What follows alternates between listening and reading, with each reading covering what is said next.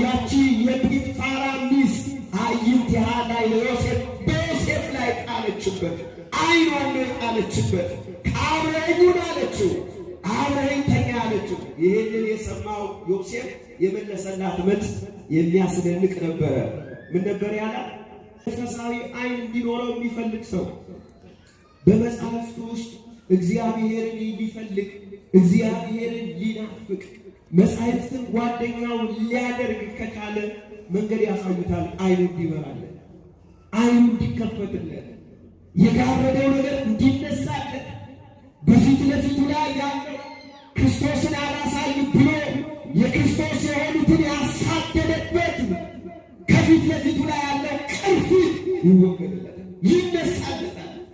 ባይ የአባቶቻችን የቅዱሳን አምላክ ልዑል እግዚአብሔር በሀብቱ ስቦ በረድኤቱ አቅርቦ በበዛው ምሕረቱ ጠብቆ ዘላለማዊ ስሙን እንድንጠራ ቃሉን እንድንሰማ እረፍት ባለበት በመቅደሱ የሰበሰበን ልዑል አምላካችን እግዚአብሔር ስሙ ለዘላለም የተመሰገነ ይሁን።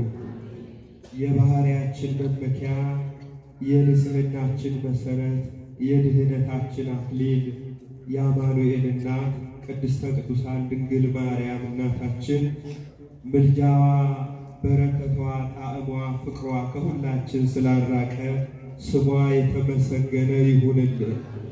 እግዚአብሔር አምላካችን ከሰንበት ረድኤት በዚህ ዕለት ስማቸው ከሚጠራ ከቅዱሳኑ ሁሉ በረከት በቸርነቱ ለሁላችን ይክፈለ። መንፈሳዊ አይ የሐዋርያው የቅዱስ ጳውሎስ መልእክት ወደ ኤፌሶን ሰዎች ምዕራፍ 1 ቁጥር 18 ክቡር አባታችን መላከ ሰላም ቆሞስ አባ ገብረ እግዚአብሔር የዚህ ታላቅ ደብር አስተዳዳሪ፣ ክቡር መምህራችን መጋቤ ጥበባት ቀሲስ ታምሩ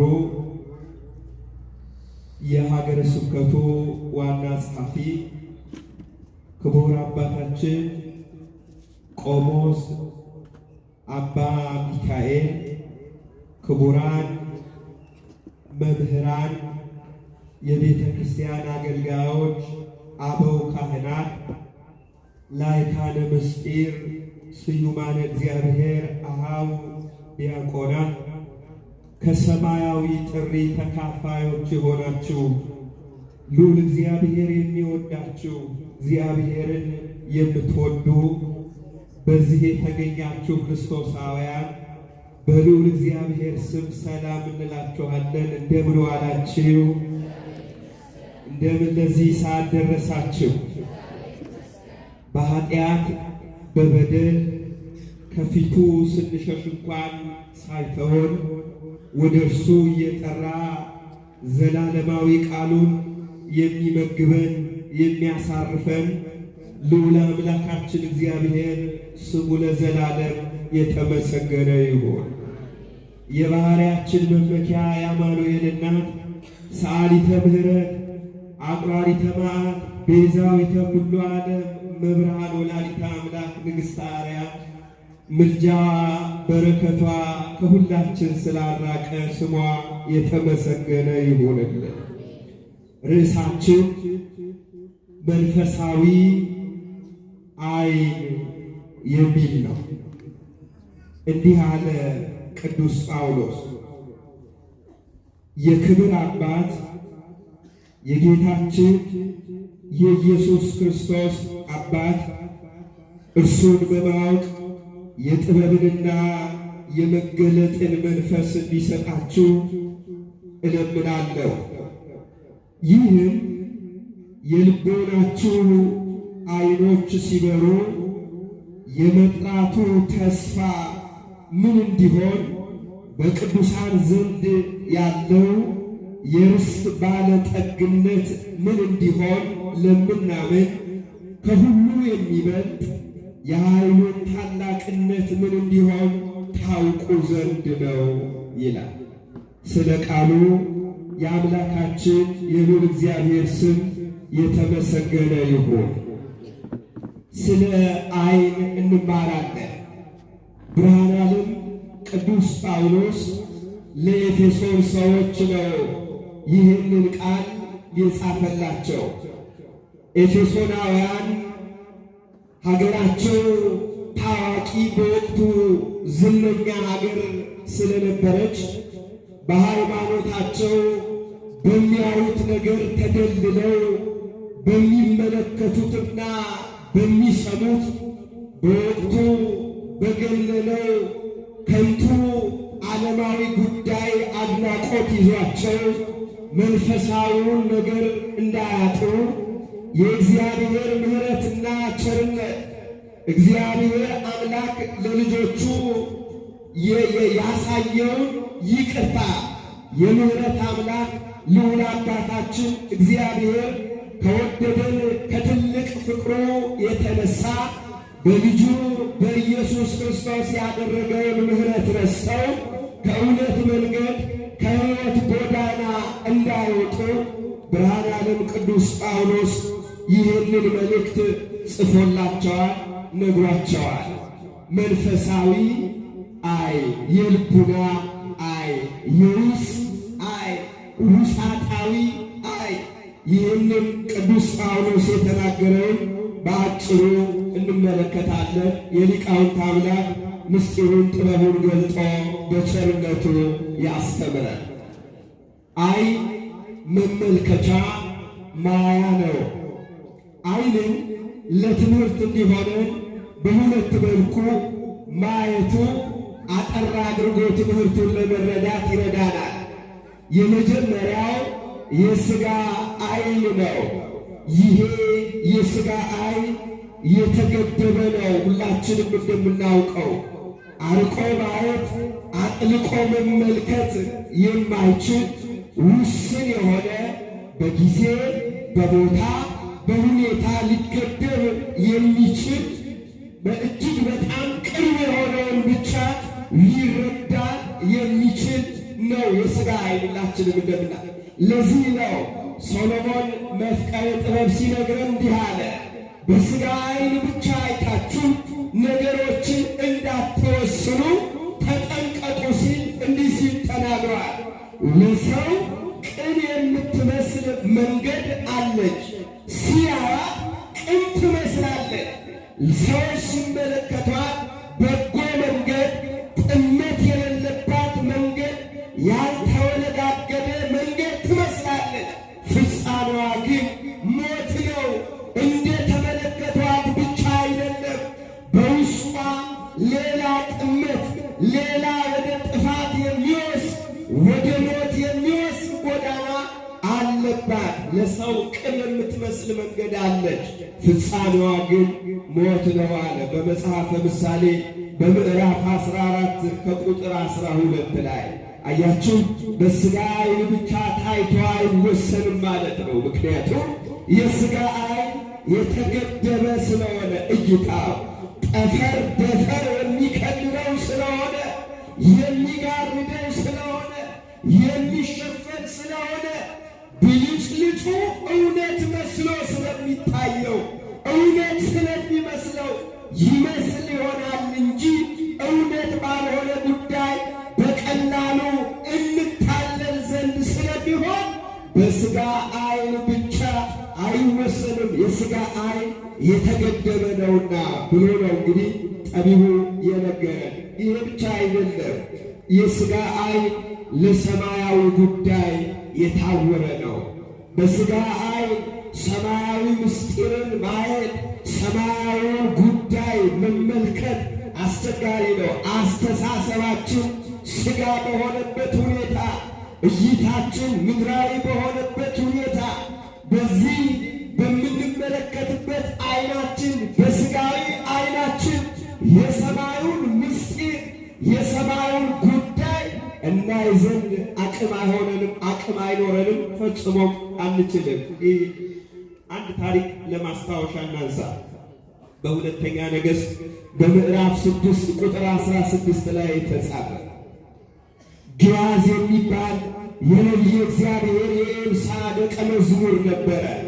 ይህ የእግዚአብሔር ሰው የነቢዩ የኤልሳ ደቀ መዝሙር ኤልሳ ካዋለበት የሚውል ካደረበት የሚያድር እርሱ ለአባቱ ታማኝ እንደነበረ ታማኝ ሆኖ የእግዚአብሔርን ሕዝብ እንዲያገለግል መንገድ ያሳየው የነበረ የኤልሳን ጎዳና ተከትሎ ኤልያስ በኤልያስ ፈንታ ኤልሳ እንደተተካ የእግዚአብሔርን ሕዝብ እንዳገለገለ እርሱም እንደዚሁ እንዲያገለግል ሕዝቡን እንዲራዳ እንዲያስተምር ከሞት ጎዳና እንዲመልስ ከስህተት መንገድ እንዲመልስ የእግዚአብሔርን ሕዝብ ሕዝቡ እንዲሰማ እንዲያሳይ የተጠራ ነበረ።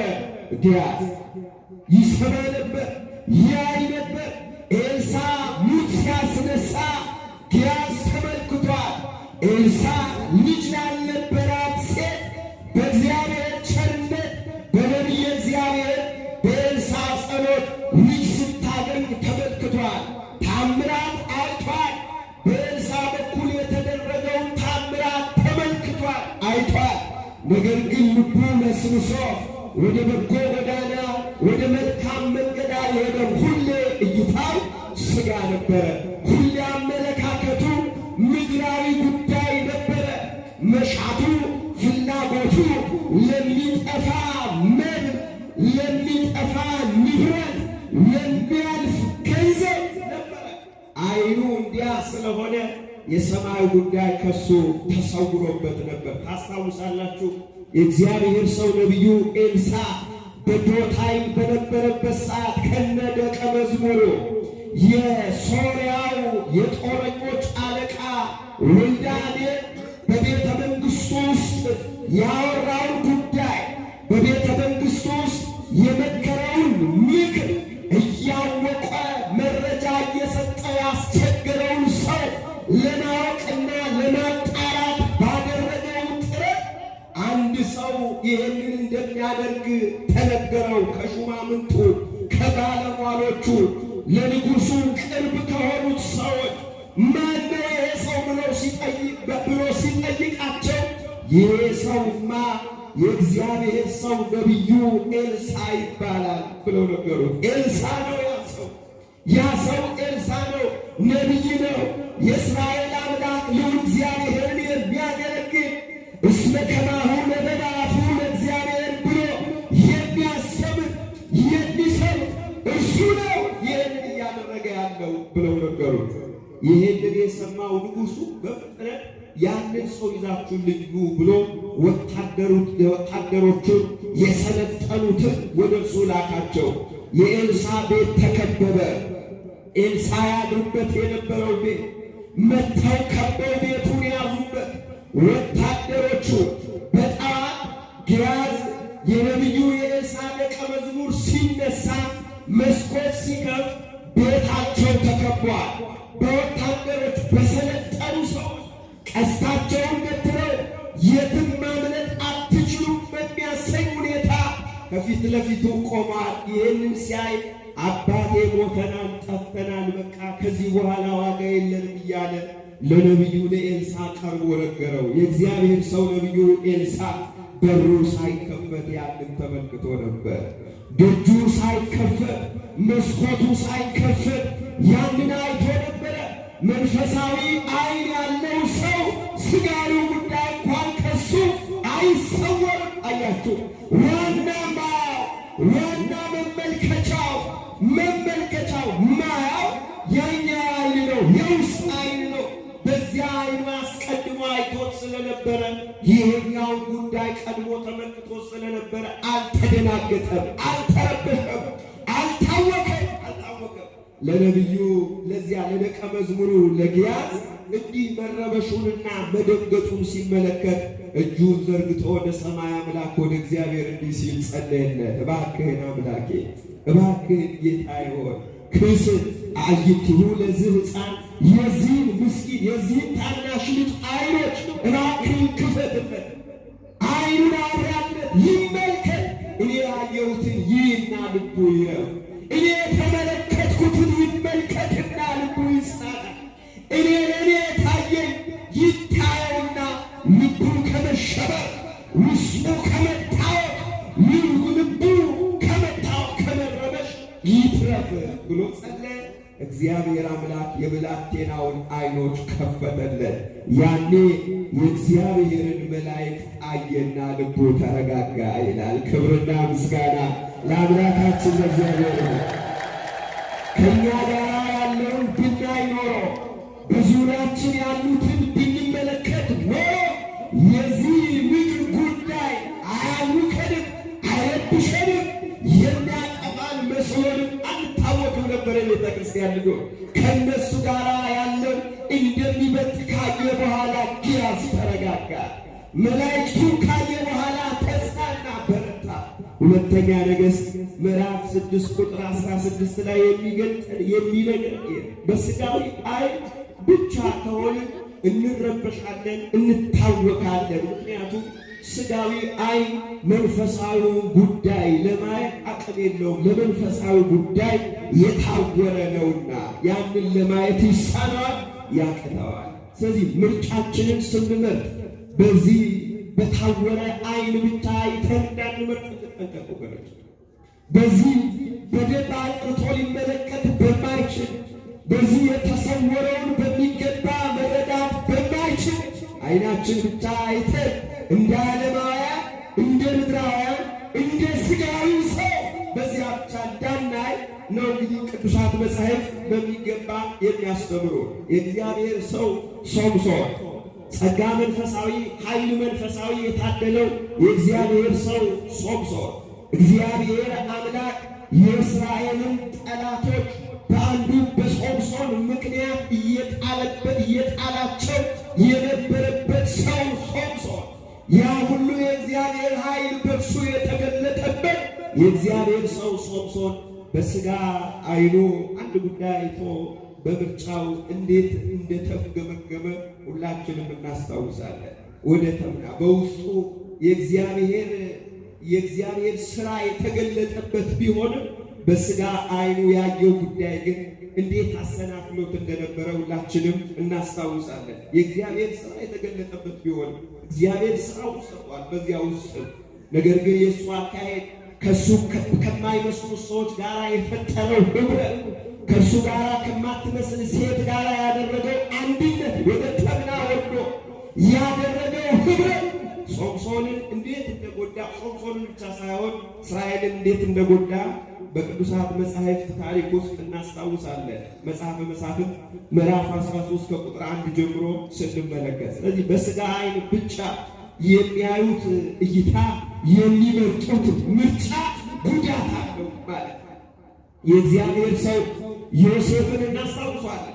ዮሴፍ አባታችን ዮሴፍ ከብላቴናነቱ ጀምሮ የእግዚአብሔር ኃይል የተገለጠበት ዮሴፍ እግዚአብሔር አምላክ ከወንድሞቹ ይልቅ ቅን ለነበረው ለዮሴፍ፣ እግዚአብሔርን ዘወትር ያይ ለነበረው ለዮሴፍ እንዴት አድርጎ የተሰወረውን ጉዳይ ይገልጥለት እንደነበረ፣ የተከደነውን ይከፍትለት እንደነበረ በቅዱሳት መጻሕፍት እናስታውሳለን። እዚህ ይለናል። በእውነቱ በዚህ በኦሪት ዘፍጥረት ምዕራፍ 39 ቁጥር 6 ላይ አንዲት ሴት የጲጥፋራ ሚስት አብረኸኝ ሁን፣ አብረኸኝ ተኛ ስትለው የመለሰውን መልስ አስታውሱ ክርስቲያኖች።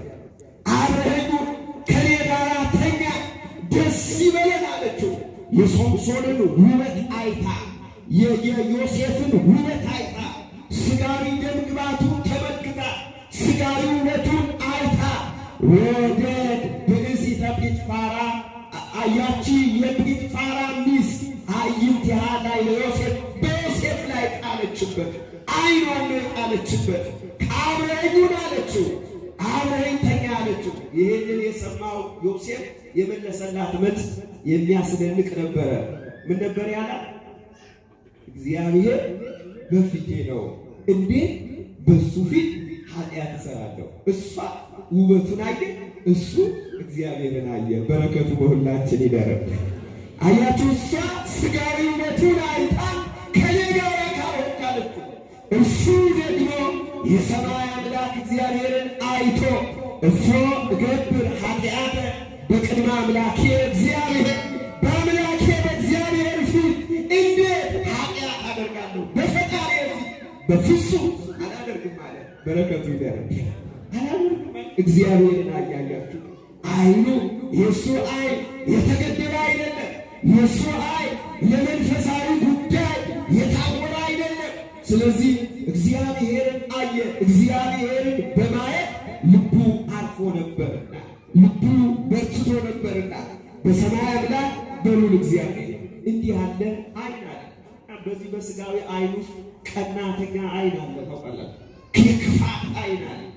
የዝሙት አይን አለ። ጨለማን የሚናፍቅ እንደውም ዛሬ ብርሃን ይህን የትምህርት ጉዳይ የመረጥንበት ሀሳብ ራሱ ጠዋት እንደተማርነው ወቅቱ ጌታችን አምላካችን ኢየሱስ ክርስቶስ የሕይወት ብርሃን የዓለም መድኃኒት ኢየሱስ ክርስቶስ ወላዴ ብርሃን ከተሰኘ ከአብ ቅድመ ዓለም አካል ዘእምአካል ባህሪ ዘእምባሕሪ የተወለደ በኋለኛው ዘመን የዘመኑ ፍጻሜ በደረሰ ጊዜ ከባህሪያችን መመኪያ አንቀጸ ብርሃን ከምትሰኝ ከቅድስተ ቅዱሳን ከድንግል ማርያም የተወለደ ብርሃን ዘዘልፈ ያበር ዲበ ቅዱሳን የሚባል የዓለም መድኃኒት ጌታችን አባታችን ኢየሱስ ክርስቶስን ነቢያት አባቶቻችን በብርሃን እየመሰሉ ናልን አንተ የሕይወታችን ብርሃን፣ የጽድቃችን ብርሃን፣ የምንናፍቅ በጨለማ ውስጥ ለምንኖር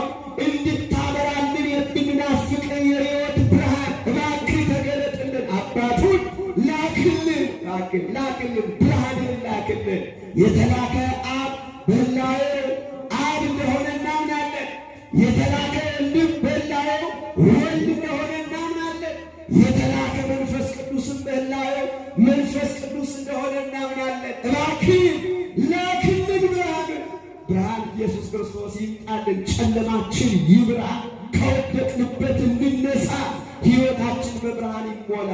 አያችሁ ክርስቶስ ይምጣልን ብሎ አባቶቻችን መግለጣቸው ያንን ለማስታወስ ነው። የሆነ ነው፣ ተደርጎልናል። ብርሃን ክርስቶስ ተገልጧል። እሱ መገለጡን አምነን በብርሃኑ እንድንመላለስ አያችሁ ብርሃን ሳለልን በስሙ አምነን በሕይወተ ሥጋ እያለን እዚሁ በስሙ አምነን ተደግፈንበት በነገረን ቃል ተጽናንተን እንድንኖር አያችሁ አንሶሱ እንዘ ብርሃን ብክሙ ብርሃን ሳለላችሁ ሳትታወቁ በሱ ተመላለሱ።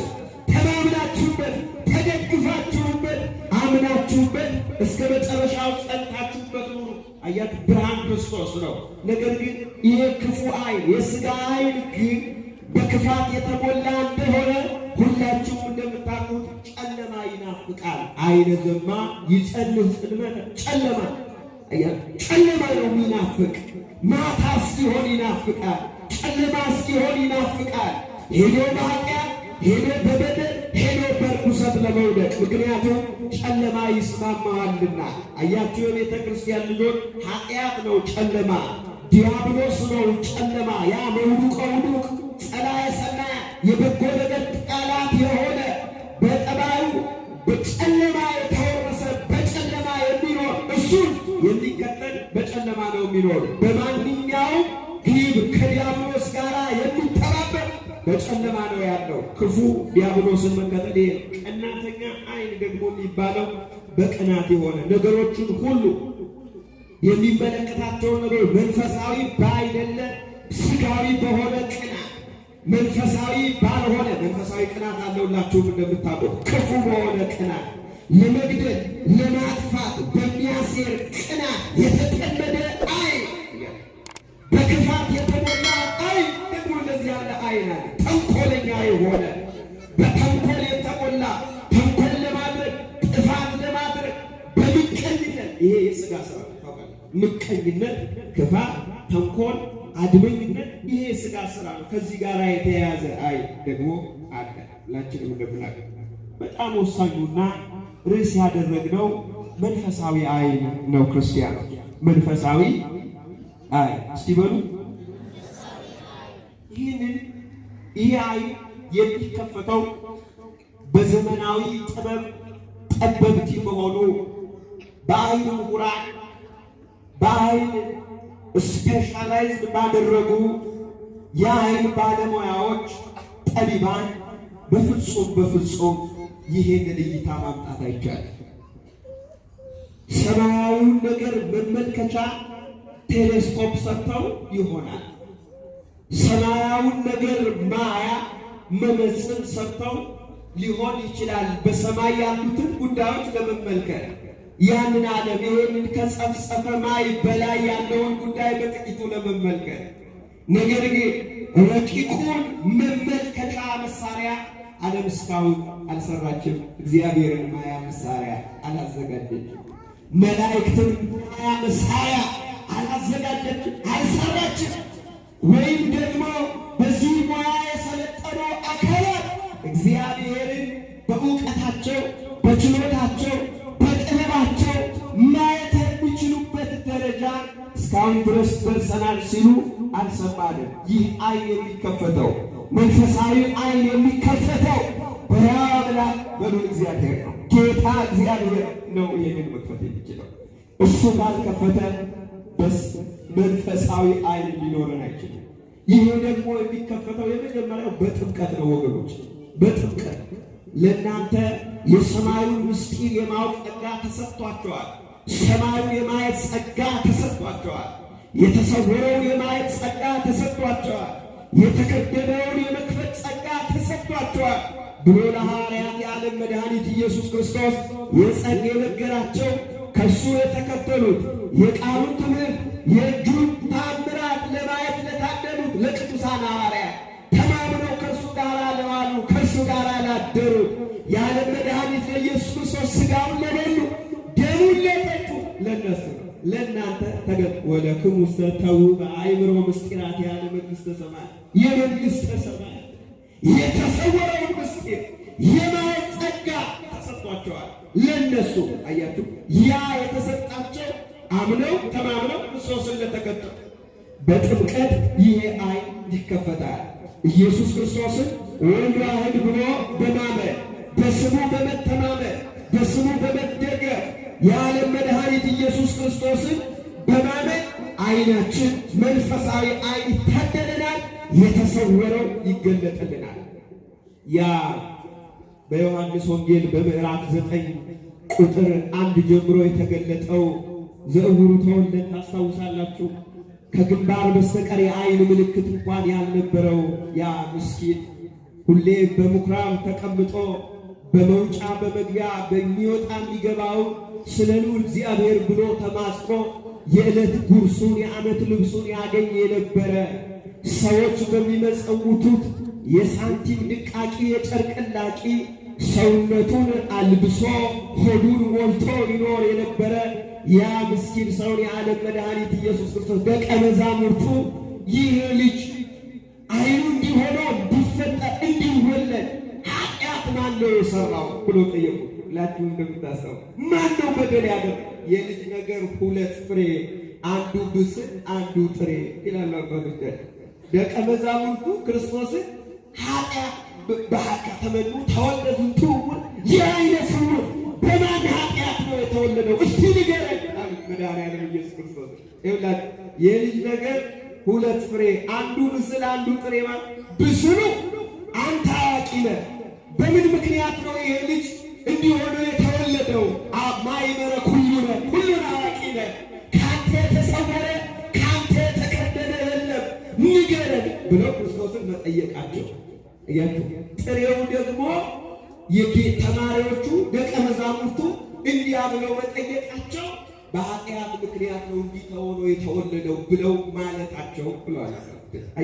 እንዲያ ሆኖ የተወለደ ይሄ ምስኪን ይሄ ሰው እንዲያ ሆኖ የተወለደ በማን ምክንያት ነው ካሉት በኋላ የዓለም መድኃኒት ኢየሱስ ክርስቶስ የልጁን አይኖች ሊያበራለት ስራውን ጀምረዋል። ወደ መሬት ትፍ ብሎ አፈሩን ደባልቆ ከምራቁ ጋር በአይኑ ላይ የአይን ምልክት ስሎለት ሄደ። በሰሌዋው መጠመቂያ ተጠምቀ ና ታጥበ ና ብሎ ኢየሱስ ክርስቶስ ልኮታል። ሄደ እያሉ ወሆረ ወታስረ ወገባን ዘዬ ሄደ ታጠበ። ሲመጣ ግን እያየ ተመለሰ ይላል። ክብርና ምስጋና ለአምላካችን ለእግዚአብሔር። ትእዛዝ አክብሮ ዓይኑ እንዲበራለት ጓግቶ ክርስቶስን ሰምቶ የሄደው ልጅ ዓይኑ በርቶለት ወደ መድኃኔዓለም መጥቷል። ተመልሶ ሲመጣ ክርስቶስን አላገኘውም። በሱ ምክንያት የተደረገውን ክርክር ታውቃላችሁ። በሱ ምክንያት የሆነውን ስብሰባ ታውቃላችሁ። በሱ ምክንያት የተደረገውን ሙግት ታስታውሳላችሁ። እኔ እንደውም የሚገርመኝ መሰላችሁ ክርስቲያኖች፣ እነዚህ ሰዎች ይሄ ልጅ ዓይኑ በመብራቱ ምክንያት ድግስ ደግሰው ከሱ ጋርና ከቤተሰቦቹ ጋር ደስ ሊላቸው ሲገባ የጠየቁት ጥያቄ በጣም የሚያስደንቅ ነበር። ለምን ዳነ? ለምን ዓይኑ በራ ብሎ የተሟገቱ ላይ ፈሪሳውያን፣ ሰዱቃውያን በዚያ ተሰብስበው ነበሩ። ለምንድን ነው ዓይኑ የበራው? ለምንድን ነው የተገለጠለት የታየለት? ለምን ክርስቶስን አየ? የሚል አይነት ጥያቄ ይመስላል። ሰዎቹ ብዙ ተከራከሩ፣ ብዙ ተሟገቱ።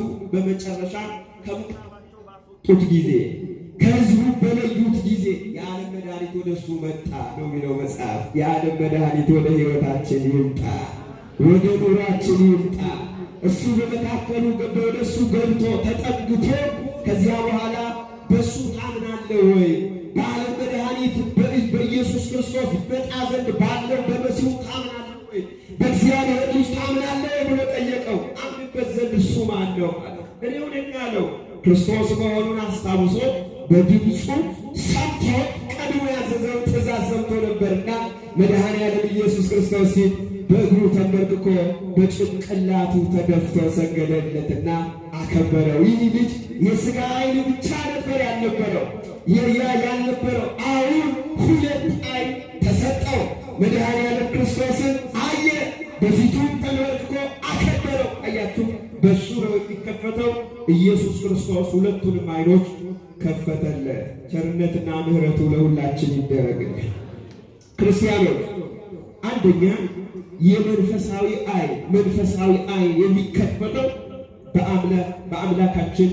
በአምላካችን በልዑል እግዚአብሔር ነው። ስለዚህ ይህንን ዓይን የምትፈልጉ ሰዎች፣ የምንፈልግ ሰዎች ክፈትልኝ እባክህ። አንተን የሚያይ ዓይን ስጠኝ። ዘወትር አንተን የሚያይ ዓይን ስጠኝ። አንተን ሳይ በፍቅር ተማርኬ ከኃጢአት፣ በፍቅር ተማርኬ ከበደል፣ ከግፍ፣ ከነውር አመልጥ ዘንድ አንተን የሚያይ ዓይን ስጠኝ። ጌታዬ ሆይ አዚም እንደተደረገባቸው እንደ ገላትያ ሰዎች አንተን እንዳላይ የጋረደን ዓይኔ እንዲበራልኝ እባክህን እርዳኝ። ዘወትር አንተን እንድመለከት፣ አንተን አይቼ ልቤ እንዲጽናና እንዲበረታ፣ ጌታዬ ሆይ ለእኔ ያደረግከውን ውለታ ያደረግክልኝን ቸርነት ሥጋዬ እየረሳ በውጭው ሰውነቴ ለኃጢአት ሕግ እየተገዛው ነውና ለውስጡ ሰውነቴና አንተን በማምለክ የበረታው እንደሆን እባክህን ዓይኖቼን ክፈት እንበል። እሱ ዓይናችንን ይክፈትልን። እሱ እንድናይ ሁሌ እንድናይ ከፈለግን ይሰጠናል። አትጠራጠሩ። ከፈለግን እንፈልግ እንጂ ክፈትልን እንበለው እንጂ ይከፍትልን ዘንድ ይችላል አምላካችን። እንናፍቅ እንጂ ዋናው ጉዳይ የኔና የእናንተ ጉዳይ ምድራዊ ጉዳይ እየጠየቅን ብቻ ተቸግረን እንጂ ወገኖች፣ ማያውን ብንጠይቅ ኖሮ ትክክለኛውን መመልከቻ ብንጠይቅ ኖሮ ልቦናችን ያርፍ ነበር። ይሄ ይቀልብን ነበር። ይሄ ጠርጣ ይሆንብን ነበር። የኃላፊው ጠፊው ብዙ ማርኮን አያገዳግደንም ነበር። ያንን እንጠይቀው። ቸሩ አምላካችን ሁላችንን ይርዳል። ሁሌ ያ ዓይን ያለው ሰው፣ ያ ዓይን የታደለው ሰው እግዚአብሔርን ያያል። ቤተ ክርስቲያን ሲመጣ እግዚአብሔርን ያያል። ከቤተ ክርስቲያን ተሳልሞ ጸሎት አድርሶ ቀድሶ አስቀድሶ ሲወጣ ነዳያን ከደጅ ቆመው ስለ እግዚአብሔር፣ ስለ መብርሃን፣ ስለ ወላዲተ አምላክ፣ ስለ ቅዱስ ሚካኤል ብለው ሲለምኑ እግዚአብሔርን ያያል። ሲጓዝ እግዚአብሔርን ያያል። ሲነቃም ሲተኛም እግዚአብሔርን ያያል። ዓላማው እሱ ነው። ሁልጊዜ ከእርሱ ጋር ነው ይሆን እያችሁ ሁሌ እግዚአብሔርን አያለው አለ። እርግጥ ነው በቤተ ክርስቲያናችን 10 ማዕረጋት አሉ። ከ10ሩ ማዕረጋት የመጨረሻው የሚባለው የከዊነ እሳት ነጽሮተ ስሉስ ቅዱስ የሚባል እግዚአብሔር የማየት ደረጃ አምላክ ነው። እግዚአብሔር ደረጃ ያንን መናፈቅ ክርስቲያናዊ ሕይወት ነው። ተጠርተናል በእውነቱ ሁሌ እሱን እያየን ተጽናንተን እንድንኖር በርትተን እንድንኖር። እኛ ያ አይነት ትዕቢት ያ አይነት አይደለም። ናፍቀን ግን እሱን ለማየት መጓጓት ያደረገልንን ምሕረትና ቸርነት እንድናስታውስ ያለ ነው እንጂ እውነት ለመናገር እዚያ ደረጃ የሚያደርስ ምግባር እዚያ ደረጃ የሚያደርስ ቅድስናና ሕይወት አይኖረን ይሆናል። ሁሉንም ማለት አይደለም። አንዳንዶች ትኖራላችሁ በፈሪሃ እግዚአብሔር በዋህነት በንጹሕ ልብ ለአምላካችሁ ለእግዚአብሔር የምትገዙ ለእሱ የምትመለከቱ በሕይወት ዘመናችሁ በሙሉ የእግዚአብሔር ምሕረትና ቸርነት የሚገለጥባችሁ እንደ ዓለም ሥርዓት ስትታዩ እንዲያ የማትመስሉ እኛም ስናያችሁ እንዲያ የማትመስሉ በእግዚአብሔር ዘንድ ግን የተወደዳችሁ ብዙዎች ትኖራላችሁ። ዋናው ቅድስና በእሱ ፊት ስለሆነ ወገኖች፣ የቤተ ክርስቲያን ልጆች በእሱ በአምላካችን በልዑል እግዚአብሔር ፊት ስለሆነ ግን ይህ መንፈሳዊ ዓይን ሁልጊዜ እግዚአብሔርን ያየዋል። መዝሙር 15 ቁጥር 8 ንጉሡ ዳዊት እንዲህ አለ፣ ሁልጊዜ እግዚአብሔርን አየዋለሁ በቀኜ ነውና አልታወክም አለ። እግዚአብሔርን ሁሌ ስለሚያይ ጎልያድ ከፊቱ ሲቆም ዳዊት አልታወቀም፣ አልተረበሸም። ያን የሚያህል ግዙፍ ሰው ጎልያድ፣ ያን የሚያስደነግጥ ሰው ጎልያድ ከፊቱ እያየ አልተረበሸም። አያችሁ፣ ዛሬ በተገዳደርከው ዛሬ አፍህን ባላገጥክበት በሕያው አምላክ በእስራኤል ቅዱስ በልዑል እግዚአብሔር ስም እመጣብሃለሁ፣ በእግዚአብሔር ስም እመጣብሃለሁ። ዳዊት የሚያየው የሰማይ አምላክ እግዚአብሔር ነው። ጎልያድ የሚያየው ብላቴናው ዳዊት ነው። ዳዊት እንዴት ይፈራል? ከኃይለኛው ከእግዚአብሔር ክንድ ላይ ተደግፏል። በረከቱ በሁላችን ይደርብን። አያችሁ፣ በኃይለኛው በእግዚአብሔር ተጽናንቷል። ጋሻው እሱ ነው፣ ኃይሉ እሱ ነው፣ ብርታቱ እሱ ነው። ሳይፈራ በጎልያድ ፊት ቆሞ ጎልያድን እንደጣለው እናችሁ ታስታውሳላችሁ። እንደጣለው በእግዚአብሔር ኃይል እንዳሸነፈው ድል እንደነሳው ብረት ለበሱን ጎልያድ የማወቅ የሚመስለው ጎልያድ የተሻለ ጦርነት ልምድ ያላቸው የእስራኤል ጀግኖች ፈርተው ወደ እሱ መቅረብ ደንግጠው የተውትን ጎልያድን ንጉሡ ዳዊት ሳይፈራ ነበር በፊት ለፊቱ ቆሞ ብላቴናው ዳዊት የጣለው ያሸነፈው። ወገኖቼ ዛሬ በሕይወታችን እንደ ጎልያድ የሚያስደነግጥ እንደ ጎልያድ የሚያውቅ እንደ ጎልያድ የሚያስፈራ የኑሮ ፈተና፣ የደዌ ፈተና፣ የበሽታ ፈተና፣ የማጣት ፈተና በፊት ለፊታችን ተደቅኖ ይሆናል። እግዚአብሔርን ያየን እንደሆነ መንገዱን የተመለከትን እንደሆነ ያስተማረንን ያስተዋልን እንደሆነ የሰበከልንን የተገነዘብን እንደሆነ ወገኖቼ ልባችን ከመረበሽ ይልቅ በሕይወታችን እርምጃ ከመውሰድ ይልቅ ለአንገታችን ገመድ ብለን አንገታችንን ከማንጠልጠል መርዝ ከመጨለጥ ኤሌክትሪክ ከመጨበጥ ይልቅ በአምላካችን በእግዚአብሔር እንጽናናለን፣ እንበረታለን። ተዋጊ ነው እሱ ይዋጋልኛል፣ ብርታቴ ነው ባህሬን ይከፍላል፣ ከፊት ለፊት የቆመውን ይጥልልኛል። ከፊት ለፊት እንደ እስራኤል የኤርትራ ባህር፣ ከኋላ የፈርዖን ሰራዊት፣ ከቀኝ ከግራ ገደልና ተራራ እንኳን ቢሆን አምላኬ ከኔ ጋር አለ። አልፈራም፣ ክፉን አልፈራም። አንተ ከኔ ጋር አለ። አንተ መጽናናት ትሆነኛለህ። ምንም እንኳን ወደ እሳት ብጣል፣ ለእሳት ብዘጋጅ፣ እሳቱ እንዲበላኝ በውስጡ ልዩ ልዩ ነገር ቢጨመርበት አንተ ከኔ ጋር ቆም ያለ ለሰለስቱ ደቂቅ ታስታውሳላችሁ። 3 ወጣቶች ወደ እሳት ሲገቡ በእምነት ነው የገቡ። እነሱ ቢታያቸው የሰማይ አምላክ እግዚአብሔር ነው። እሳቱ አላቃጠላቸውም፣ አያቸው፣ አላጠፋቸውም። ትልቁ ብርታት በዚህ ዓለም ውስጥ ማሸነፊያ እግዚአብሔርን ማየት፣ እሱን መመልከት፣ እሱን በሕይወት ዘመናችን መናፈቅ፣ እሱን መጓጓት። ሁልጊዜ ብርሃን ስለሆነ ጨለማችንን ያበራል። በውስጣችን ያለውን ጨለማ፣ በውስጣችን ያለውን ፍርሃት፣ በውስጣችን ያለውን ተስፋ መቁረጥ፣ በውስጣችን ያለውን ድንጋጤ ያስወግድልናል። ብርሃን እሱ ሲመጣ በፊቱ የሚቆም ጨለማ የለም። በፊቱ የሚቆም ፍርሃት የለም። በፊቱ የሚቆም ተስፋ መቁረጥ የለም። እግዚአብሔር አምላካችንን ሁል ጊዜ እንድንናፍቅ፣ እንድንጓጓ፣ እንድናየው ቅዱሳት መጻሕፍት ይነግሩናል። አንዳንዴ ወደ ሌሎች ተራሮች አይናችንን አንስተን ይሆናል አይናችን እንዲያርፍባቸው ካደረግን አይናችንን ከጣልባቸው ተራራዎች አይናችንን ከጣልበት ምድራዊ መመኪያ አላፊ ጠፊ ከሆነ መመኪያ አይናችንን ከዚያ አንስተን በትምክህታችን በሉል እግዚአብሔር ላይ ልናደርግ ይገባል። ንጉሡ ዳዊት አንሳኳ ይንቴ መንገድ አድባር አይኖቼን ወደ ተራሮች አነሳሁ እማይቴ ይምጻ ረድኤቴ ረዳቴ ከወዴት ይምጣ። አይኖቼን ወደ ተራሮች አንስቼ ነበር። አይኖቼን ወደ ኮረብቶች አንስቼ ነበር። አይኖቼን ተራራ ክብር ነው የከበሩ ወደምላቸው የተሾሙ የተደነቁ ወደምላቸው አይኖቼን ወደ እነሱ አንስቼ ነበረ። ወደ እነሱ አይቼ ነበረ። ረዳቴ ከወዴት ይምጣ። ይረዱኛል እየጠብቄ በፍጹም ሊረዱኝ አልቻሉ። ሊያድኑኝ፣ ሊያተርፉኝ፣ ሊያወጡኝ ከሲኦል ሊያተርፉኝ አልቻሉ። አምላኬ አንተ ግን ረዳቴ ነህ። አንተ ታወጣኛለህ፣ አንተ ታተርፈኛለህ። አንተ ከሲኦል፣ አንተ ከጥፋት፣ አንተ ከዘላለም ሞት የምታድነኝ እውነተኛ አዳኝ ነህ። የባህሪ አዳኝ፣ የባህሪ ጌታ፣ ሁሉን ቻይ አምላክ፣ የዘላለም አባት፣ የሰላም አለቃ ነህ።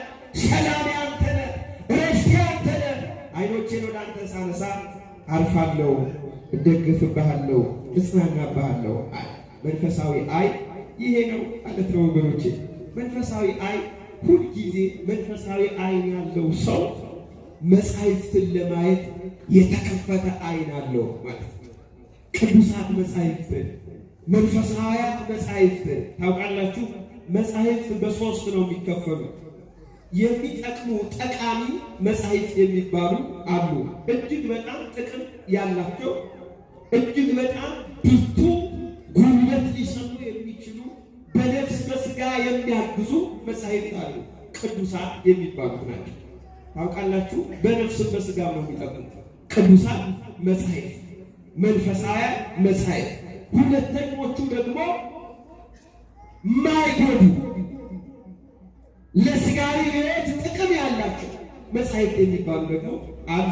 ይሄ የትምህርት መጽሐፍ በሴኩላር ዓለም የምንጠቀምባቸው መጻሕፍት ማለት ነው። ብዙዎቻችሁ ዲግሪ የያዛችሁባቸው ማስተርስ የያዛችሁባቸው መጻሕፍት ማለት ነው። እነሱ አሉ። ምሁራኑ በምርምር አዘጋጅተው ያቀረቡ። ሶስተኛው ክፉ የሚባል አለ፣ ጎጂ የሚባል አለ። የአጋንንትን ስም እየጠራ አጋንንትን የሚሳብበት ወደ ሞት ጎዳና የሚወስዱ የክህደት መጻሕፍት፣ የኑፋቄ መጻሕፍት እውነቱን ከሐሰት ደባልቀው ሐሰቱን እውነት አስመስለው የሚያቀርቡ አጋንንት የሚስቡም አሉ። እንደዚህ ደግሞ የክህደት የኑፋቄ ምንፍቅና መጻሕፍት አሉ። በጣም አደገኞች ናቸው፣ ጎጂዎች ናቸው። ነፍስን የሚያጎሳቁሉ ላያቸው ምናልባት አንዳንዶቹ በቅዱሳት ስዕላት ያሸበረቁ ሊሆኑ ይችላሉ። እነዚህ ያለ ቁማር ጀምረው እንደነበረ ብዙዎቻችሁ ታውቃላችሁ።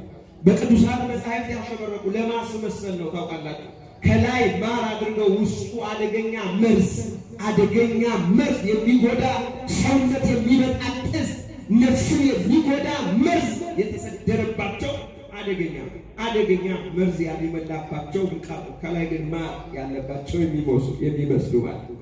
እነዚህ አይነት አሁን እያወራን ያለነው መንፈሳዊ አይን የታደለው ሰው እግዚአብሔር አምላክን ዘወትር ለማየት የሚናፍቅ ሰው ቅዱሳት መጻሕፍትን ለማየት የጓጓ ሁሌ የሚያይ ጓደኞቹ ያደረጋቸው የሚመለከታቸው የሚጽናናባቸው በእነሱ ውስጥ የሚፈልገው እግዚአብሔርን የሚያይበት የሚናፍቃቸው አበውን የሚያዋራበት እንደ ጓደኛ የሚያናግርበት እያለ ከቅዱስ ጳውሎስ ጋር ከቅዱስ ያሬድ ጋር ከቅዱስ ዮሐንስ ጋር ከቅዱስ ዮሐንስ አፈወርቅ ጋር ከአባ ጊዮርጊስ ዘጋስጫ ጋር ከቅዱሳኑ አበው ጋር የሚያወራበት አይኑ ቁጭ አድርጎ ከነሱ ጋር የሚያወራበት መጽሐፍ ሲናገር እንዲህ ይላል። መዝሙር 118 ቁጥር 18 ላይ አቤቱ ጌታዬ ልዑል እግዚአብሔር ሆይ ዓይኖቼን ክፈት ከሕግ ተአምራትን አያለሁ ይላል። አቤቱ ዓይኖቼን ክፈት ከሕግ ምን አያለሁ?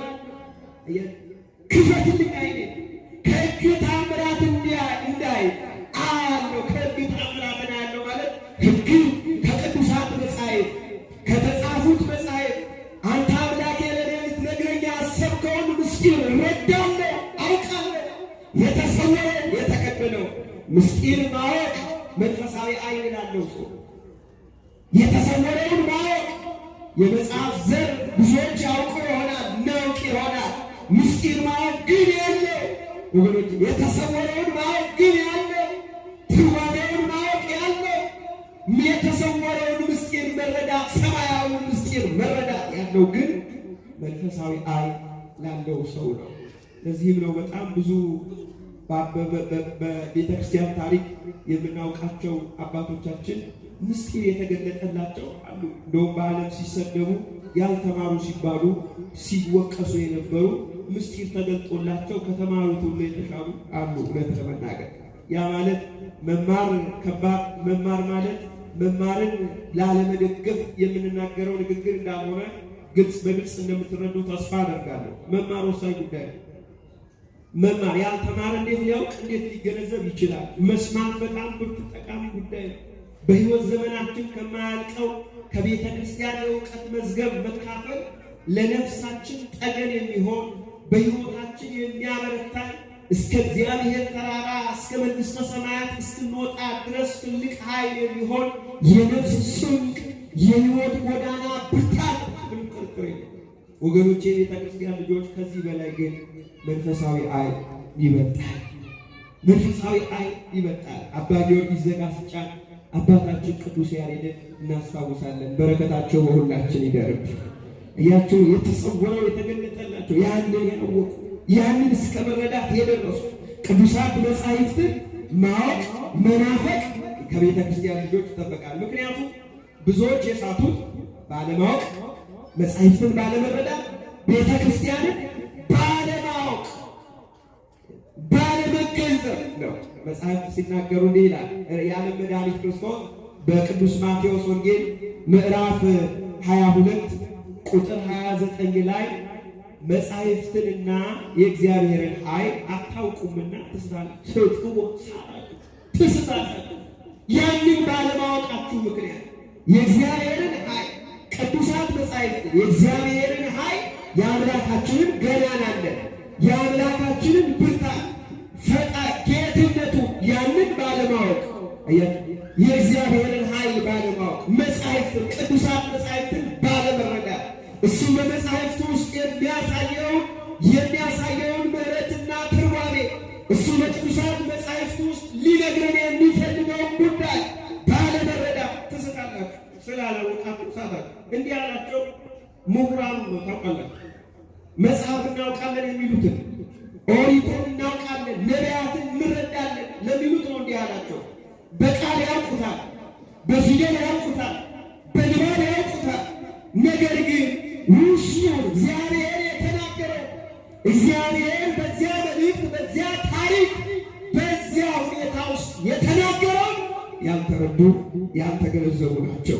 መጻሕፍትን ባለማወቅ ትስታላችኋል። መጻሕፍትን አለማወቅ ለስህተት ይዳርጋል።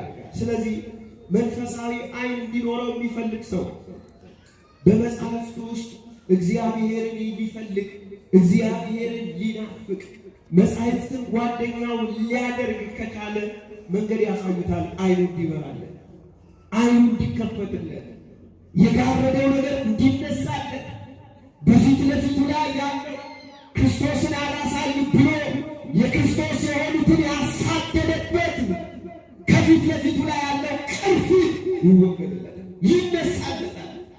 እንዲነሳለት እንዲወገድለት ከፈለገ በቅዱሳት መጻሕፍት ውስጥ ሊጓጓ እግዚአብሔር ሊፈልገው ዓይን ሊሰጠው ሊሻና ሊናፍቅ በዚያ መሄድ ይገባል።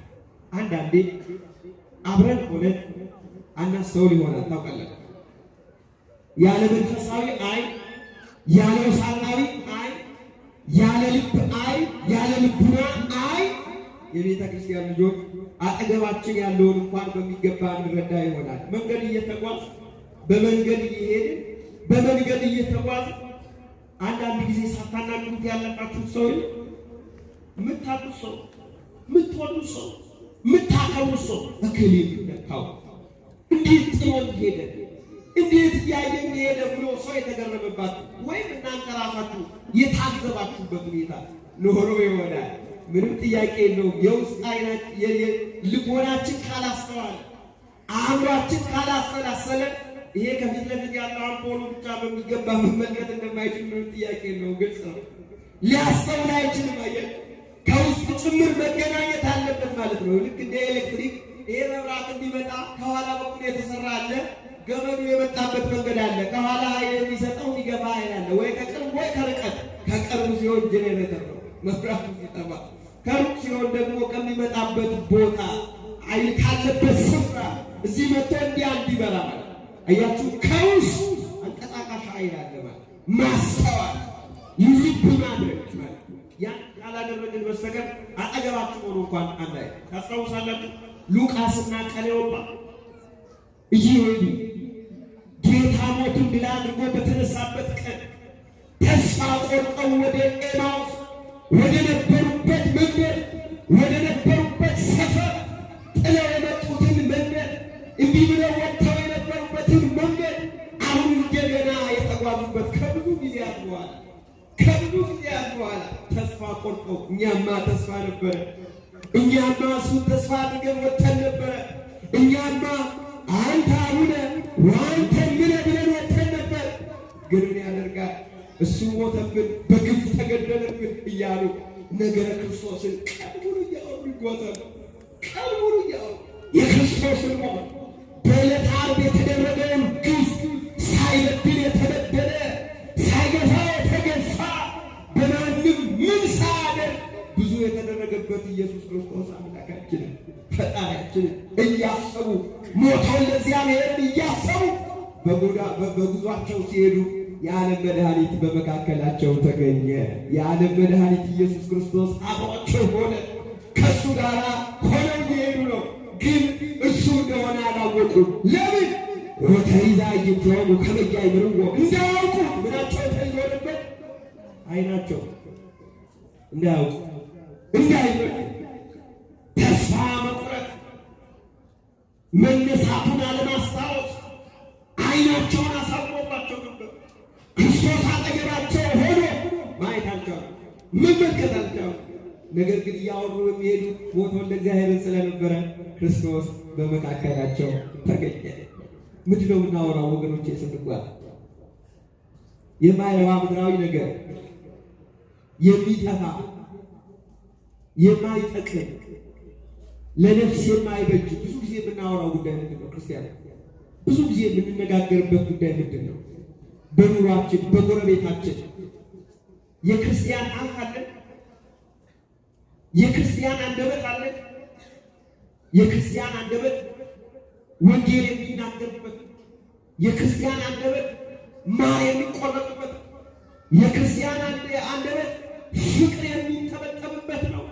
የክርስቲያን አንደበት የተጣሉትን ማስታረቅ አቅም ያለው ነው። የክርስቲያን አንደበት የማይረባ ኃላፊ ጠፊ በሆነ ጉዳይ የተጠመደ አይደለም። የክርስቲያን አንደበት ለሚጠፋ መብል ብቻ የሚናገሩበት አንደበት አይደለም። ወገኖቼ ምን ይሆን የምንናገረው? እስቲ ዛሬ እውነት እንደ ክርስቲያን ነው የምንናገረው ወይስ አንደበታችን አመፀኛ አለመሆን አብላለች? ሸፈተች ይሆን ከኛ? ወይስ ሌት ተቀን በተሞላ ነው ሁሌ በተነገረን ነገር 24 ሰዓት ፖለቲካ ብቻ እየተሰቆርን ነው የምንውለው?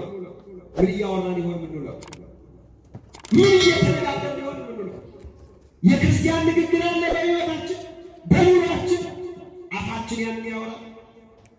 እባካችሁ እንጠንቀቅ ክርስቲያን፣ እባካችሁ የሞተውን የጌታችን የአምላካችን የኢየሱስ ክርስቶስን ኃይሉ፣ ጌትነቱ፣ ስልጣኑ፣ የባህሪ አምላክነቱ፣ የእናታችን የቅድስተ ቅዱሳን የድንግል ማርያምን አማላጅነት የቅዱሳን መላእክትን ተራዳይነት፣ ጥበቃ፣ የአባቶቻችንን የሃይማኖት ጠበቃነት፣ ቅድስና፣ ሕይወት፣ ገድል፣ ትሩፋት የሚያስታውስ የሚናገር አፍ ነው የክርስቲያን አፍ። ስለዚህ አንደበታችንን ልንገራው ይገባል።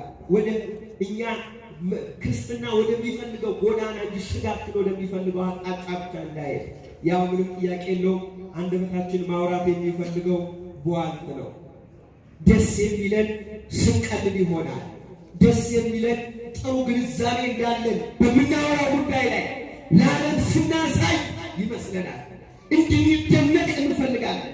እንድንሞገስ ስለምንፈልግ በውስጣችን ያደቆነ ያ ሰይጣን ስላለ ቶሎ ያንን መናገርና በሰዎች መሞገስ፣ መደነቅ፣ አቧቦ መባል፣ የከበሬታ ወንበር እንዲሳብልን ስለምንፈልግ ያንን በመናገር ይሆናል ዕለቱን የምንደክመው የምንለፋው።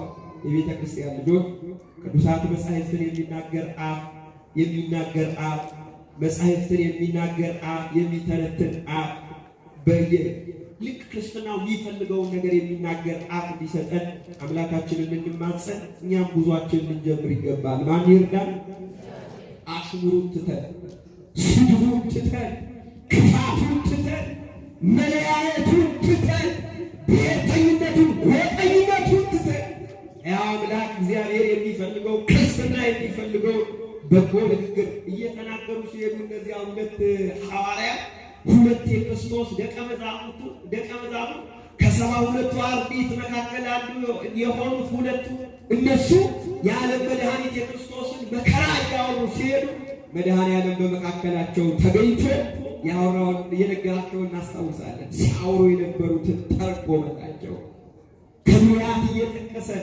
ከነቢያት እየጠቀሰ ስለሱ የተነገረውን ተረጎመላቸው።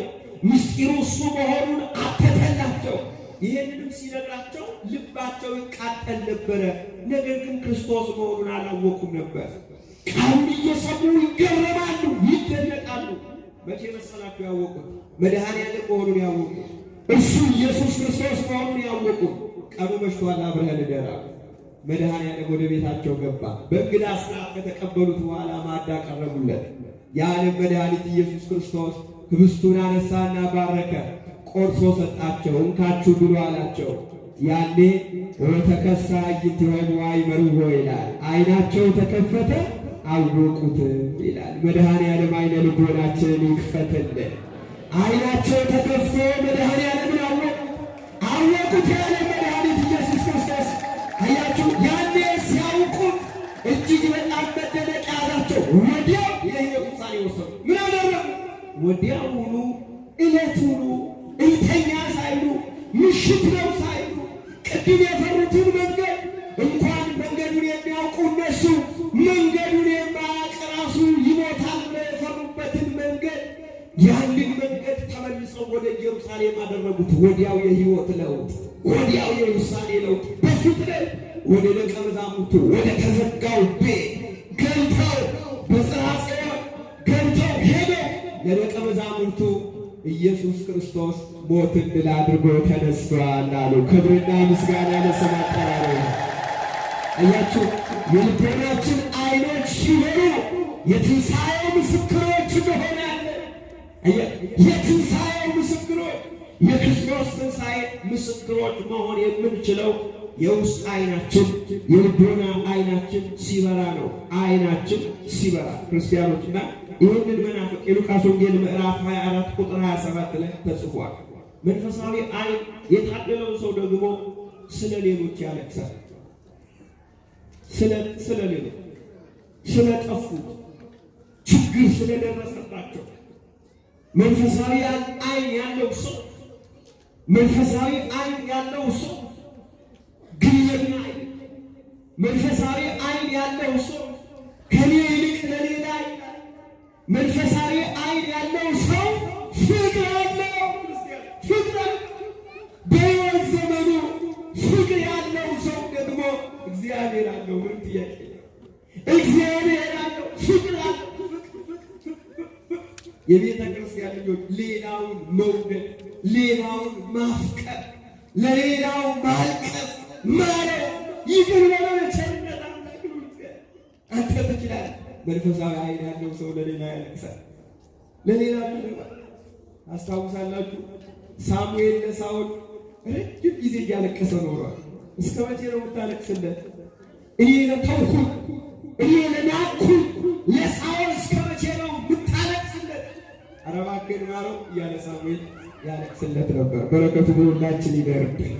አያችሁ፣ መንፈሳዊ ዓይን ያለው ሰው፣ በጎ ምልከታ ያለው ሰው፣ የልቡና ዓይኑ የበራለት ሰው ለሌላው ጭምር ያለቅሳል። ግለኛ አይደለም፣ ጎጠኛ አይደለም፣ ለኔ ብቻ የሚል አይደለም። ለሌላው የሚገደው የሌላውን የሚመለከት ነው።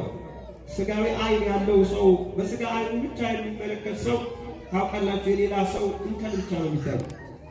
ሴትዮዋ አሉ እንዲህ ኮንዶሚኒየም ቤት ነው ፊት ለፊት ጎረቤቷ ቤቱ እንደያለ ሴትዮዋ ለባሏ እንዲህ ትላለች፣ ኧረ በስመ አብ ወወልድ ወመንፈስ ቅዱስ። አሁን ይቺ ሴትዮ ምንድን ነው ብሎ ነው ያገባት? ለባሏ ነው ምንድን ናት ብሎ ነው ያገባት? ልብሷን እንኳን ንጹሕ አድርጋ የማታጥብ፣ የባሏን ልብስ እንኳን ንጹሕ አድርጋ የማታጥብ ይቺ ምን አይነት ሴትዮ ናት? ምን ብሎ ነው ባሏ ያገባት? እያለ ሁሌ ጎረቤቷን ታማለች አሉ። በመስታወት እያየች እንዲህ ጎረቤቷን በመስታወት ነው የምትመለከት። መድኃኒዓለም ያሳያል። በየጊዜው እንዲህ እያለች ጎረቤቷን ታማለች። ሁሌ እንዲህ ስትል ባል እየሰማ ዝም ይላል።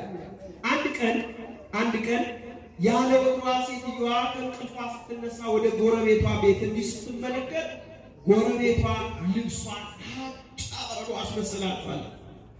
ደነገጠች። ጎረቤቴን ሙያ ማን አስተማረ? ኧረ ባሌ ጉድ ባየ ናና ያለች ባሏን ቀሰቀሰች። ተኝቷል ባሏ። ቀሰቀሰች። ጉድ ባየ አለች። ባልየው ተነሳ። ምንድን ነው? ጎረቤቴ አየር ልብሷን እንዴት አድርጋ እንዳጠበች ብላ ለቀቀች። አሁን የሰበር ዜና ሊሆን ይችላል። ምን አለ ሲነሳ አይደርስም። መንደር አቆራርጦ ለወሬ የሚሄዱ ሰዎች ይህንንማ ሳልናገር እንቅልፍ አይወስደኝም የሚሉ ሰዎች ገጥሟቸዋል።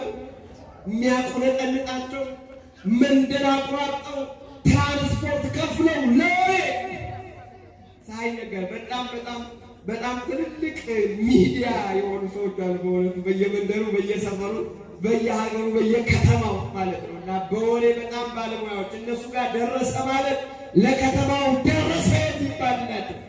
ልክ በነፋስ ፊት እንደተዘረጋ ዱቄት መረጃ በፍጥነት የሚያዳርሱ በየመንገዱ በየሰፈሩ የሚያዳርሱ በጣም ብዙ የወሬ ባለሙያዎች አሉ። ሌላ ነገር እንዳለን ስድብ እንዳይመስል ብዬ ነው።